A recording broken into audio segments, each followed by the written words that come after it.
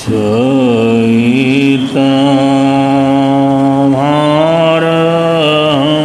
वासं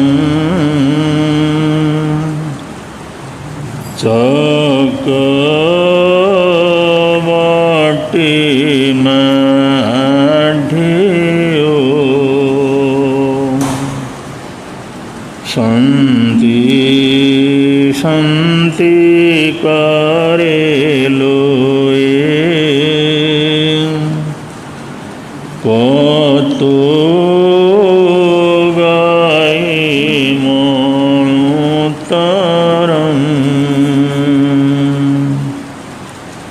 जिणे पाशे तीनामेण और लोग पुइयो संबोध पाय सबन्नु धम्म तीर्थय रे जिणे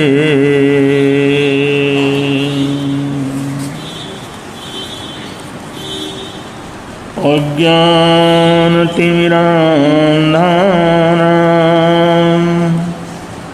ज्ञानाञ्जनशलाकया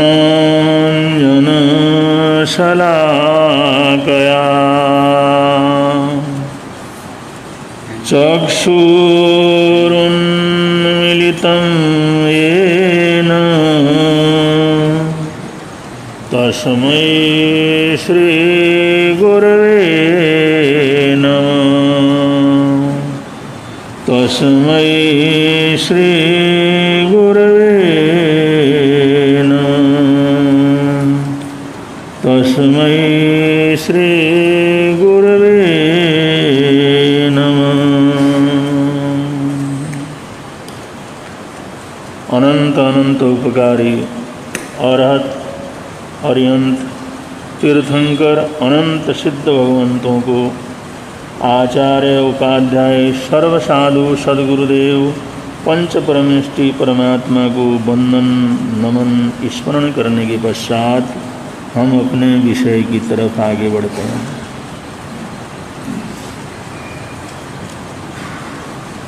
प्रसंग चल रहा है गुरु पूर्णिमा का। ऐसा ऐतिहासिक पर्व है जो भारतीय संस्कृति का उद्बोधक पर्व है। इसलिए सारे देश के अंदर रहने वाले सनातन परंपरा के सभी लोग गुरु पूर्णिमा पर्व को बड़े आदर के साथ मनाते हैं, जिसको आषाढ़ी पूर्णिमा कहकर के पुकारा जाता है। जिस दिन सन्यासियों का चतुर्मास प्रारंभ हो जाता है।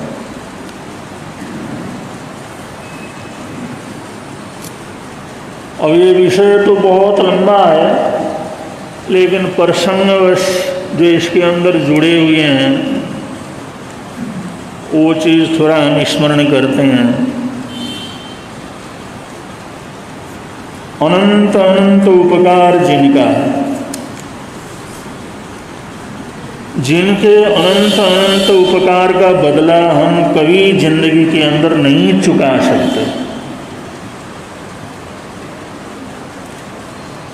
जो नीम की पत्थर की तरह हमारे प्रत्येक जीवन को एक सहारा देने वाले महापुरुष हैं कि हम जहाँ पर खड़े हैं, जिस स्थिति में हैं, उनके जड़ में जिनका सहयोग है, जिनका अस्तित्व है, जिनकी कृपा है, वह हैं दादा गुरुदेव श्री खूबचंद जी महाराज साहब। दादा गुरुदेव श्री खूबचंद जी महाराज साहब का समर्पण, उनकी सरलता, उनकी विनम्रता, उनका अनंत अनंत उपकार, इसको कभी जिंदगी में हम तुम कभी उसका चुकता नहीं कर सकते। उनका जीवन हमारे को आषाढ़ी पूर्णिमा से गुरु पूर्णिमा से का आदर्श प्रस्तुत करने वाला है। जिस समय उनकी माता का देहावसान हुआ, उनके बड़े भाई साहब का देहावसान हुआ, उनकी धर्मपत्नी का देहावसान हुआ, तो खूब सिंह पूरी तरह से टूट गए। जमींदार का घर, दुनिया भर की खेती, दुनिया भर के पशु, सामाजिक मान सम्मान, वो सब उनके लिए अंधकार पूर्ण क्या कर गया हो गया। वो गिल्टी की बीमारी ने ऐसा धक्का मारा, एक ही परिवार से 3-3 लाशें एक ही दिन के अंदर निकली। ये बहुत बड़ी दर्दनाक घटना थी, जिसको खुद खूब सिंह जी वो बर्दाश्त नहीं कर सके। उनके मन में एक भाव पैदा हुआ, जिंदगी क्या है, ये मनुष्य का जीवन क्या है, इसका मूल्य क्या है। उनको चारों तरफ खाली खाली नजर आने लगा कि बिल्कुल अंधकार में, किसी अंधकार में टापू के ऊपर खड़ा हूँ। कभी कहीं जाते, कभी कहीं जाते, कभी किसी डेरे में जाते, कभी किसी महात्मा के पास जाते, धक्के खाते, लेकिन कोई समाधान उनको नहीं मिला। क्योंकि सदगुरु के बिना समाधान भी नहीं मिलता। पैसा मिल जाता है, समाधान नहीं मिलता। परिवार मिल जाता है, समाधान नहीं मिलता। मान सम्मान मिलता है, समाधान नहीं मिलता। और जब तक समाधान नहीं मिलता तब तक इंसान अशांत रहता है, वो भागता ही रहता है। जब तक समाधान न मिले तब तो उसका भागना कभी खत्म नहीं होता। हम देखते हैं गरीब भी भाग रहा है, अमीर भी भाग रहा है, अपरंपार वैभव संपन्न भी भाग रहा है। जिसको कहते हैं इसके पास तो इतनी दौलत है, वो भी भागा चला जा रहा है। जहाँ भी देखो वही तकलीफ, वही दर्द, वही परेशानी, वही भूख। जीवन क्या है? ऐसे समय में अमीनगर सराय में एक श्रावक जी थे, निहाल सिंह जी जैन। उन्हें सोचा खूबचंद बड़ा परेशान है। एक दिन जिस समय जाते जाते वो टकरा गए, वो कहने लगे खूब सिंह क्या बात, कहाँ रहते हो आजकल, दिखते नहीं गाँव में। उन्होंने कहा सेठ जी क्या है, मुझे तो कुछ समझ में नहीं आ रहा, ये जिंदगी क्या है, क्या करने आए थे, इसका क्या मूल्य है, क्या करना चाहिए। और दुनिया भर के फलाने डेरे में गया, फलाने महाराज के पास गया, वहां चला गया, लेकिन कहीं शांति और समाधान नहीं मिलता।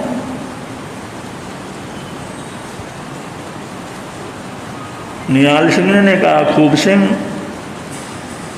जब सदगुरु मिलेंगे ना तब तुम्हारे को शांति मिलेगी। सदगुरु मिलेंगे ना, जब उनके दर्शन करोगे तब तुम्हारे को समाधान मिलेगा। जब सदगुरु नहीं मिलता तब तक इंसान को शांति नहीं मिलती, समाधान नहीं मिलता।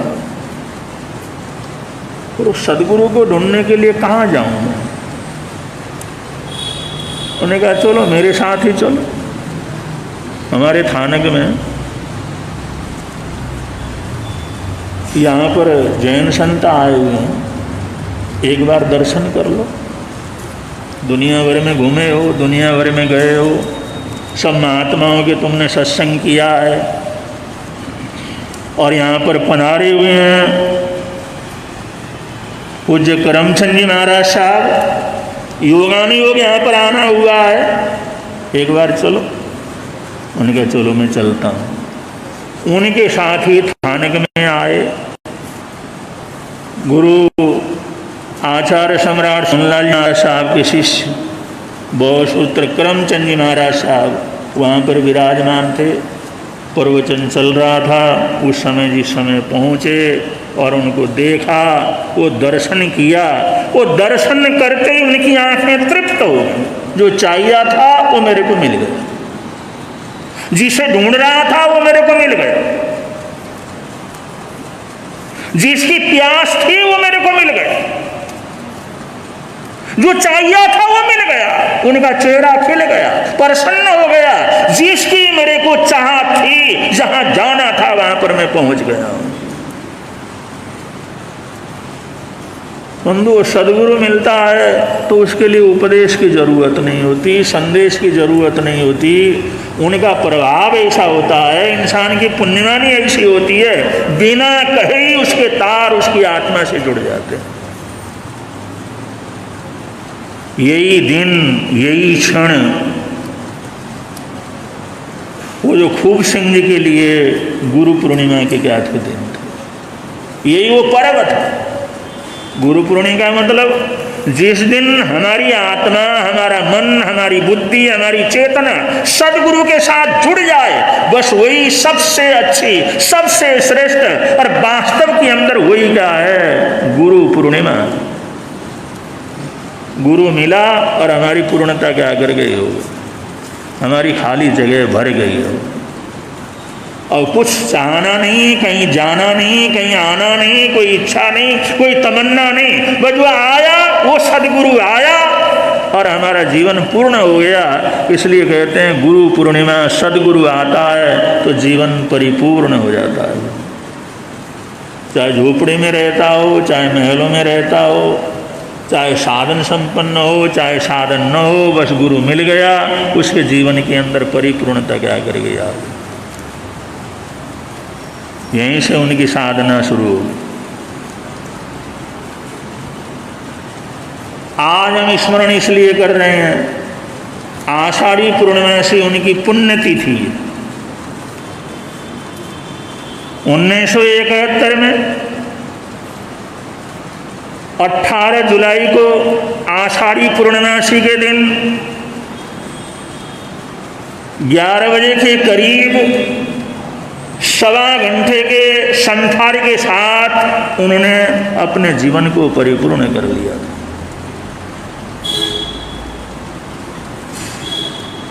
अठारह जुलाई 1971 चतुर्मास बैठ रहा था, आषाढ़ी पूर्णिमासी का दिन था 18 जुलाई को। व्याख्यान के बाद उन्होंने जो संथारा लिया, आलोचना वगैरह करके संथारा ले लिया। 1.25 घंटे का संथारा उनका आया और 1.25 घंटे के संथारे में उन्होंने अपने जीवन को परिपूर्ण कर लिया। और व्याख्यान में आकर के जाने वालों को जरा सा भी रंज भी ऐसा नहीं था। खूबचंद जी महाराज साहब बीमार हैं, बैठे थे, बोल रहे थे, मंगल पाठ दे रहे थे, दर्शन करके सब चले गए। चंदना जी महाराज साहब का चतुर्मास था, वो ज़्यादा लंबा प्रवचन पहले से नहीं करते हैं। उनका ये था भाई 15-20 मिनट कर लिया, उनका पूरा हो गया। ज़्यादा लंबा कभी उन्होंने नहीं किया और टाइम पर जैसे उन्होंने छोड़ा और यहाँ से दर्शन करके चले गए। किसी को कोई रंच भी नहीं था कि खूबचंद जी महाराज साहब बीमार हैं, तकलीफ हैं, कुछ ऐसा समाचार है। और उसके बाद उनको जो संथारा करवाया, 1.25 घंटे का संथारा, चलते फिरते बोलते चालते, कोई किसी तरह की तकलीफ नहीं, कोई किसी प्रकार की बीमारी नहीं, कोई डॉक्टर नहीं, किसी को दिखाया नहीं, कोई वैद्य नहीं, कोई इलाज नहीं। 1.25 घंटे के अंदर उनका संथारा क्या कर गया सींच के। इसलिए कहते हैं विद्वान होना अलग बात है, प्रवचनकार होना अलग बात है, बहुत तपस्वी होना अलग बात है, लेकिन परम सरलता का होना बहुत बड़ी बात है। और जीवन में सेवा की भावना का होना, ये तो सोने में सुहागा। वो ऐसी अद्भुत आत्मा थे, ऐसा संथारा उन्होंने जीवन के अंदर किया और ऐसा संथारा साधा जिसके लिए बड़ी बड़ी आत्माएं तरसती हैं लेकिन नहीं आता। ऐसा संथारा उस महापुरुष को क्या हुआ आया। यही आषाढ़ी पूर्णिमासी का दिवस था, यही गुरु पूर्णिमासी का दिवस था।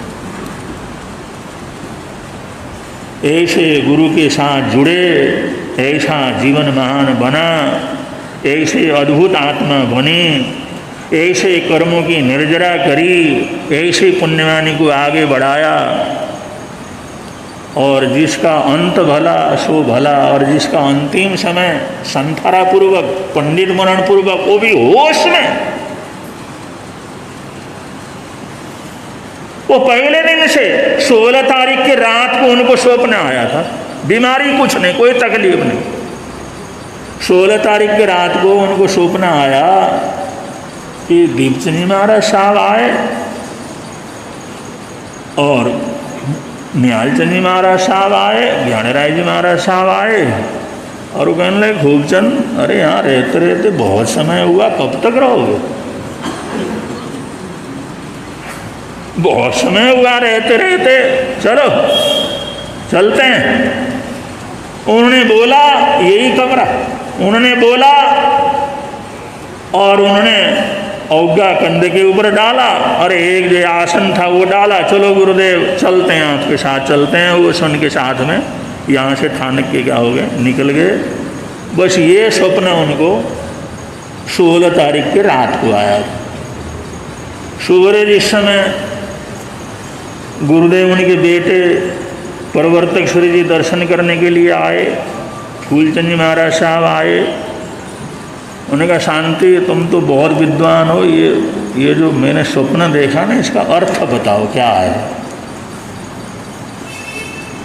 उन्होंने कहा गुरुदेव गुरुओं के दर्शन होना तो बहुत है, अरे वो बात हो गई उसका तो अर्थ बता। वहाँ से वो भी खिसक गए। उन्होंने कहा ये स्वप्न का अर्थ क्या करें, और बाप बेटे का संबंध था, अगर कोई तकलीफ नहीं, कोई परेशानी नहीं, कुछ नहीं, उसका अर्थ क्या करें। फूलचंद जी महाराज साहब आए, उनके बाद फूलचंद तो बड़ा विद्वान है, बहुत सूत्र है, ये जो मैंने स्वप्न देखा इसका अर्थ बतला। वो भी टाल मटोल करके निकले वहाँ से। उन्होंने कहा तुम जान के नहीं बताते, मेरे जान के नहीं बताते तुम लोग। सुबह उन्होंने कहा सुमत मैंने आज कुछ नहीं पीना, हमने तो संथारा करना। उन्होंने कहा संथारा बाबा, संथारा कैसे करे, चल रहा फिर रहा खा रहा, कुछ भी कोई तकलीफ ना, संथारा क्या करोगे। अरे बेटे संथारा करना स्वप्न आया आपने।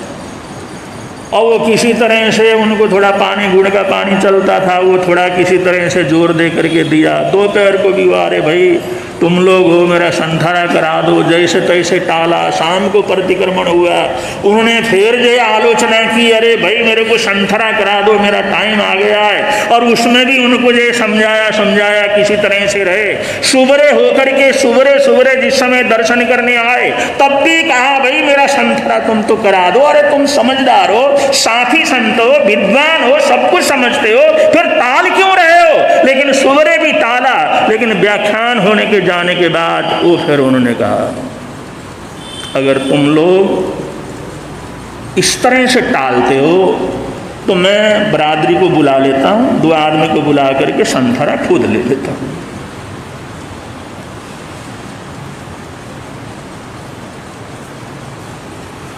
दोनों भाइयों ने सोचा बस अब नहीं टाला जा सकता, अब नहीं समझा जा सकता।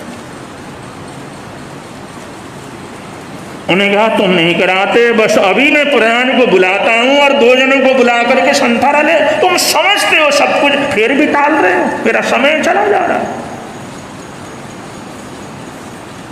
वो हाथ जोड़ करके चुपचाप खड़े हो गए।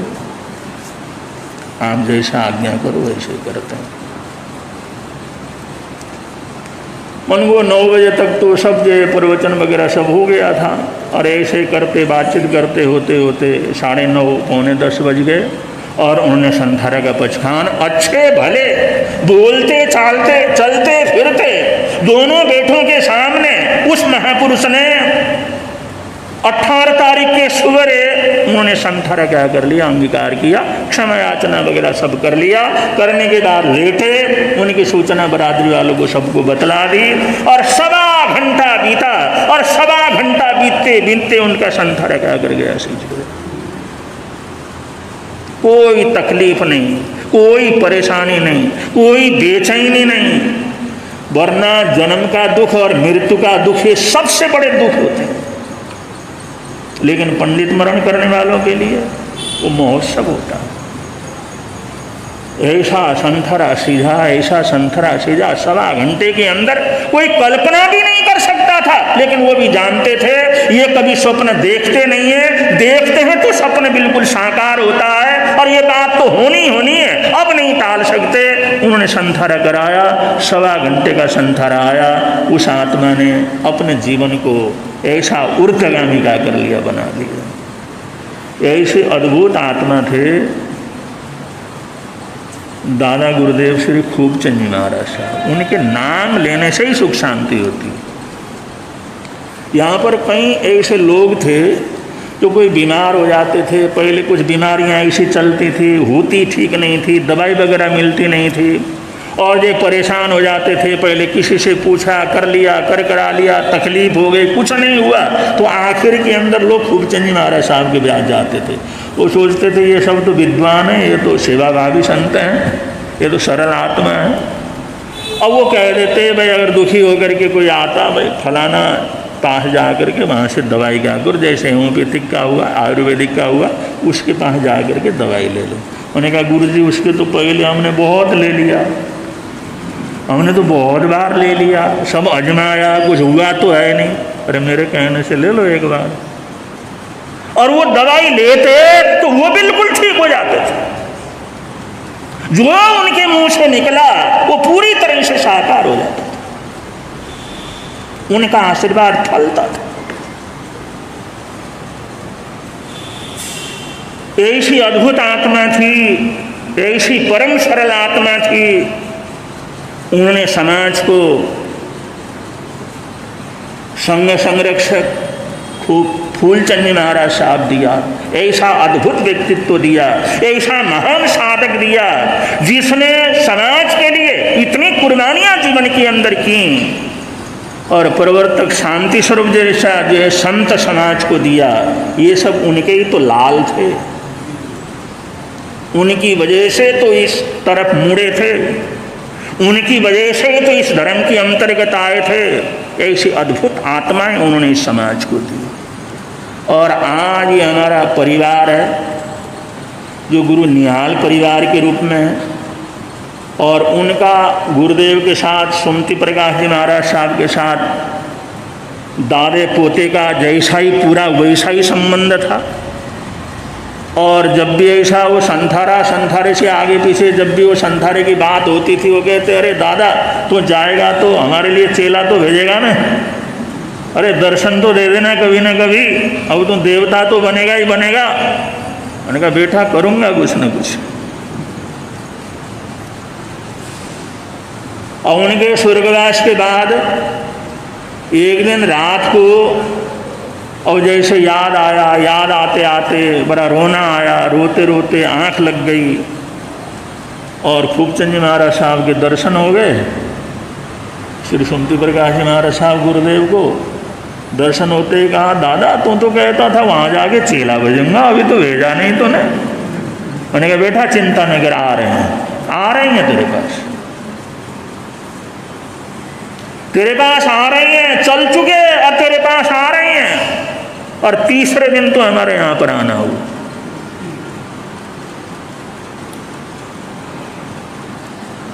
तो बंधु हम सबकी जड़ में उनका आशीर्वाद। एक ऊपर का महल है वो तो दिखता है, लेकिन बंधु जो नीम के अंदर रहता पत्थर है वो दिखता नहीं है, लेकिन सारा महल उसके ऊपर टिका हुआ रहता है। तो हमारे जीवन के, चाहे हम साधु संत हैं, चाहे आप श्रावक श्राविकाएं हैं, आप सबके जड़ में, मूल में श्री खूबचंद जी महाराज साहब का क्या आशीर्वाद है। सब कुछ उनका आशीर्वाद है। और ऐसी आत्मा को तो श्रद्धा से सोते जागते कभी भी याद करते हैं तो उनका स्मरण भी कभी खाली क्या करता जाता नहीं, उनका स्मरण भी कभी खाली नहीं जाता। हमने तो अनुभव किया बंधुओं, जब देश भर के अंदर घूमते हैं तो दुनिया भर की तकलीफें आती हैं, दुनिया भर के परिचय आते हैं, दुनिया भर के उपसर्ग आते हैं, दुनिया भर की परेशानियां आती हैं, लेकिन हमने जब जब उन चारों गुरुदेवों का नाम लिया, शरणा लिया, वो हमारे उपसर्ग, वो हमारी तकलीफ, वो हमारी रुकावट कहाँ से कब समाप्त हो गई ये हमारे को जानकारी में भी नहीं रही। ऐसा उनका चमत्कार है। बंधु, जिस समय चतुर्मास के लिए यहाँ पर आए, बरादरी ने एक दिगंबर भाई की जगह ली हुई थी चतुर्मास के लिए, और आकर के देवपुरी पूरा खाली था, यहाँ पर एक म्यूनिसिपैलिटी वालों का स्कूल था, वहाँ आकर के रुके और ये पता लगा सबके आंखों में आंसू थे। जिस समय पांचली के अंदर लेने के लिए गए सारे रो रहे थे। तपस्वी महाराज ने कहा, अरे बाबड़ो, हम आ रहे हैं, तुम्हारे को खुशी होनी चाहिए, तुम रो रहे हो? अरे स्वागत करने आ रहे हो, ये मातम मनाने आ रहे हो तुम लोग? वो बेचारे सभी सेठ जारो जार होने लगे। उन्होंने कहा, हुआ क्या? अरे हम तुम्हारी खुशी के लिए आ रहे हैं, तुम्हारे प्रयत्न से आ रहे हैं, कुछ भी नहीं है, फिर भी हम आ रहे हैं तो कम से कम आते खुशी तो मनाना चाहिए प्रवेश के समय।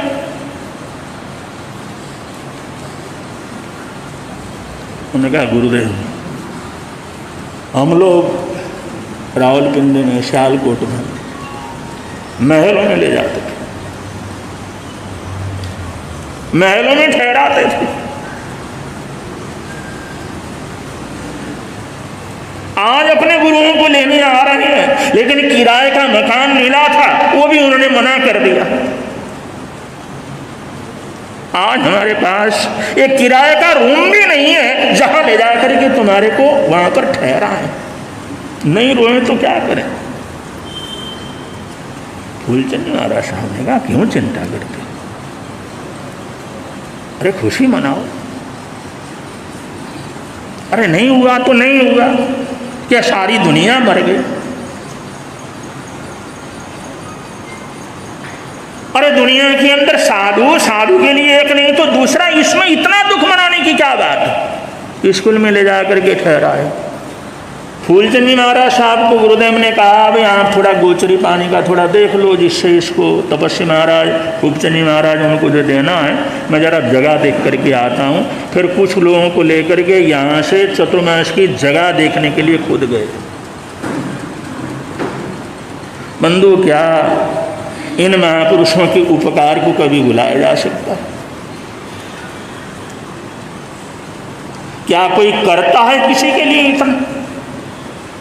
जिन्होंने घर छोड़ा, बाहर छोड़ा, उनके लिए क्या लेना देना था? यूपी के अंदर एक से एक बढ़कर के क्षेत्र थे, जहां पर हजार हजार घरों के क्षेत्र थे, रौनक वाले क्षेत्र थे। आज नहीं है, लेकिन पहले तो ये यूपी गढ़ था, थाने वासियों का गढ़ था। यहां तो कुछ भी नहीं था, लेकिन फिर भी यहां पर आए किस लिए? आप लोगों के प्रति एक दया और करुणा, अपनेपन के कारण। भाई ये लोग अपने देश के अंदर ही उजड़ गए, बड़े तकलीफ में हैं, कोई रिश्तेदार ऐसा सहयोग देने वाला नहीं है, कोई पूछने वाला नहीं है।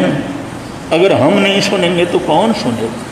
इसलिए आए और अपने चतुर्मास की जगह देखने के लिए खुद चले वहां से, और यहाँ से घूमते, जगह देखते हुए, पूछते पूछते यहाँ से थापड़ नगर क्या करे पहुँचे।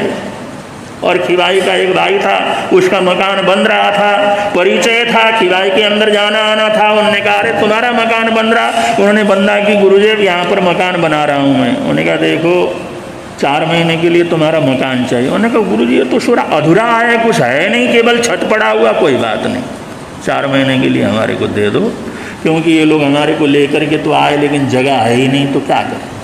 मैंने कहा, गुरुदेव आप आए हैं और आप अगर ऐसी बात करते हैं तो मैं आज ही काम क्या करता हूँ, बंद करा देता हूँ। उसी दिन उसने काम बंद करवा दिया और वहाँ पर थापड़ नगर के अंदर एक चतुर्मास क्या हुआ शुरू हो गया।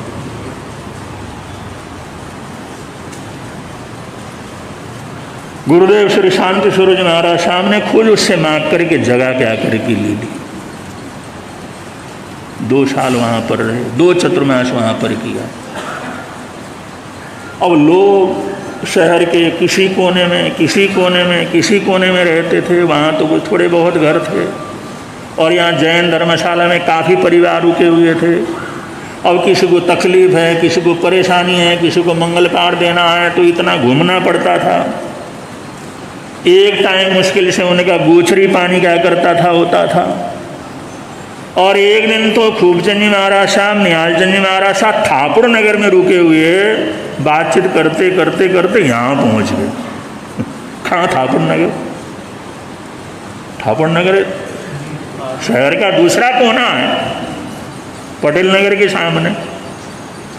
अब ये रेलवे रोड के सामने, रेलवे स्टेशन के सामने एक कोना, वो दूसरा कोना।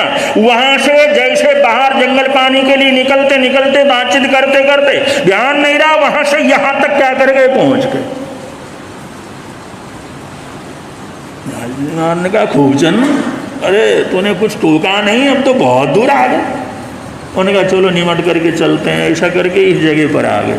उबड़ खाबड़ एरिया था, कहीं खेत थे, कहीं पेड़ पौधे थे, कहीं उबड़ खाबड़ था, कहीं जंगल वगैरह था, ऐसे पगडंडियाँ वगैरह बनी हुई थी। यहाँ पर आए और यहाँ पर आने के बाद निहालचंद जी महाराज साहब गए, निमट करके आए। उन्होंने कहा गुरुदेव यहाँ पर बैठो। एक नीम का पेड़ था यहाँ पर, तो उस पेड़ के नीचे थोड़ा बैठने की जगह थी, वहाँ पर उनको बैठाया। मैं अभी निमट करके आता हूँ।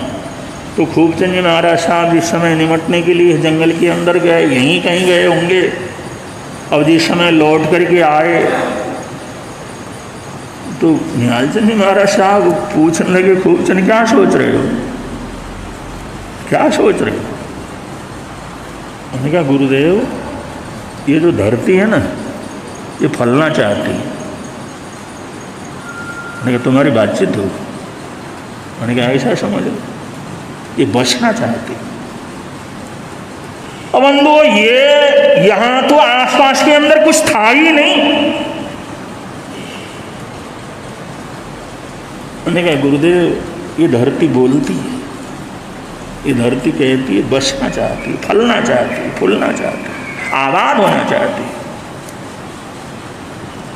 निहालचंद महाराज साहब ने इधर उधर देखा। खूबचंद,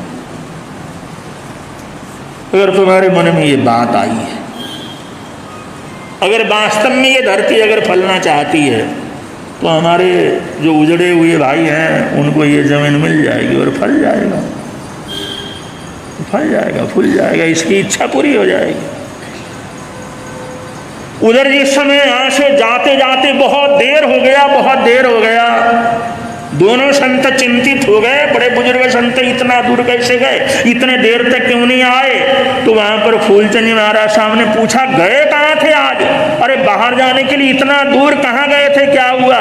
तो खूबचंद जी महाराज साहब को एक तरफ ले जा करके पूछा, कहाँ गए थे, इतना दूर कैसे हुआ, क्या बात हो गई?